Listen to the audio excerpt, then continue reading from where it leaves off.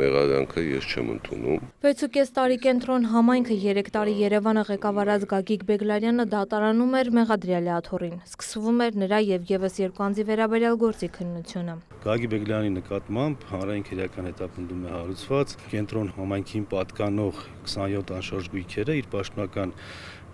լիազորությունները չարաշահելու արդյունքում իրենը դարձնելու հանցավոր ճանապարհով ձեռք բերված այդ գույքերը օրինականացնելու համար։ Բեգլարյանին վերագրվող հանցավոր սխեմայի թիրախում նաև նախադպրոցական հաստատությունների շենք-շինություններն են եղել։ Մինչդեռ նախկին պաշտոնյան այս դրվագը եւս չի ընդունում։ Մանկապարտեզի տարածքներ չկան։ Եվ այն ինչ որ ես ասում եմ, դա կապացուցի դատարանը։ Գույքերից մեկը նախկինում հանդիսացել է մանկապարտեզ, Թամանյան փողոցի վրա գտնվող նախկինում գործող մանկապարտեզ է եղել եւ Գագիկ Բեգլարյանի հենց լիազորությունների չարաշահման արդյունքում այդ մանկապարտեզը դադարել է իր գործունեությունը, դադարել է լինել մանկապարտեզ եւ դրանից հետո նույն եղանակով, ինչպես մյուս գույքերը,